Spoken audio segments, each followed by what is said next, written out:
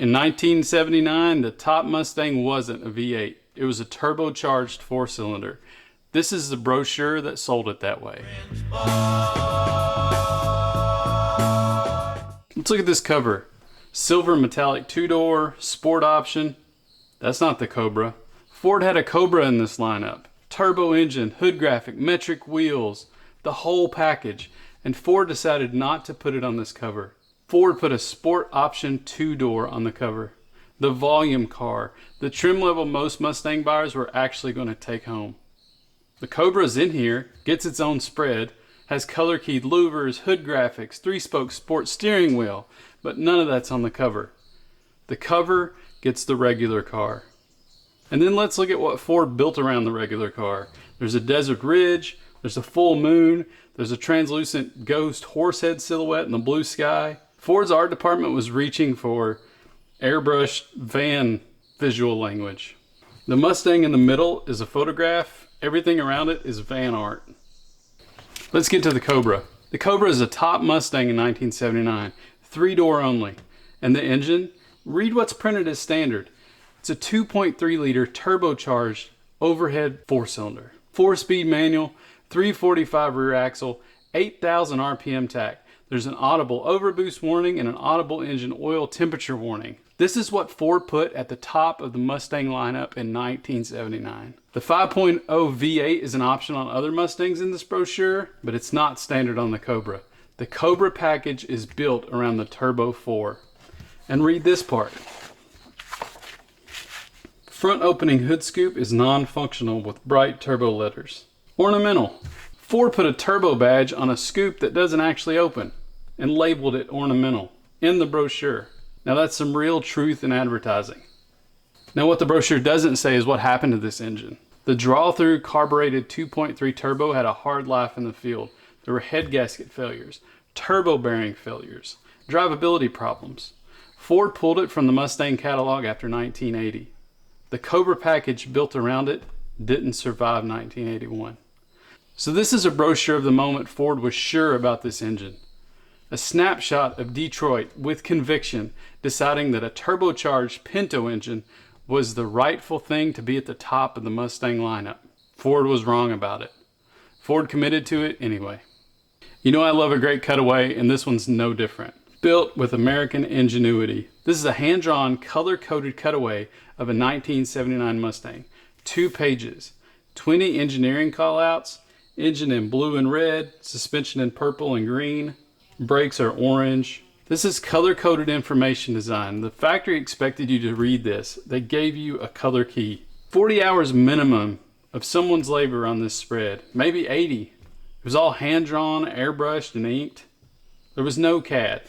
And by the mid-90s, this craft was essentially extinct. Modern brochures, where they still exist, are photorealistic gray on gray, and you can't tell what's what. But look at this. The car they cut away. Yellow, 3-door, no Cobra graphics, no sport option styling. The most expensive piece of art in this entire brochure is on the cheapest version of the car. Ford spent the cutaway budget on the base hatch. Think about that for a second. They spent the art budget on the car most people will buy. Bad idea? I don't know. Interesting? Definitely. Now back to the Cobra page, you'll notice these specific wheels. We're going to talk a little bit more about those. The Cobra was the first US production car to use a Michelin TRX tires. And read the size on this page. 390 millimeters, 15.35 inches. Not 15, almost, but not. Conventional 15s don't fit. Conventional rubber doesn't fit. Ford committed to a wheel size that works on one tire from one manufacturer. Michelin made these. Ford put them on the Cobra and a few other Foxes. The bet was that European-style metric standardization was where the industry was going. It wasn't. The TRX option ran on Mustang through 1984. A handful of other applications across Ford, Saab, BMW, Ferrari, and then nothing. 45 years later, Fox owners with TRX equipment are still hunting for period correct rubber. Or they give up and convert to conventional 15-inch wheels and lose that original spec. Ford was the first to make this bet, and the industry never showed up. This page of the brochure is selling that as top tier sport equipment. Throughout this brochure, Ford makes sure to bring up the Mustang's dimensions. It's not lining this car up against the 1965 Mustang, they're lining it up against the 1978 Mustang II. That's the audience this brochure is being sold to, Mustang II buyers. The Mustang II from 74 through 78 was Ford's small car era Mustang. Pinto based, 4-cylinder friendly, sold to buyers who learned through the early 70s economy era to want less car. It sold reasonably well because that audience existed and was loyal to it. The 1979 Fox-body Mustang is bigger than the two in every direction, but only by a little, and has the same 100.4-inch wheelbase, shared with the Fairmont, which is a family sedan this platform was actually designed for. Same 2.34 liter as a standard engine. The Cobra runs a turbocharged Pinto motor.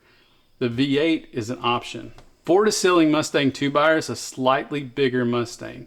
Not a return to 1965, but a careful step up from the small car years. 369,936 units. A 92% jump over the last Mustang II year. The step up worked. Then, sales declined through the early 80s as the economy concerns came back. The Fox body that everyone remembers, the GTO, the SVO, the 5.0 era, that all came later. The brochure in my hands documents the moment before any of that happened. This is the careful Mustang. The legendary one is 15 years of evolution away. Before I wrap up, look at a few more things in here you don't see in a modern car brochure. Like this full bleed close-up of the leather interior. No captions on this page, just the photo, pure aspirational shot.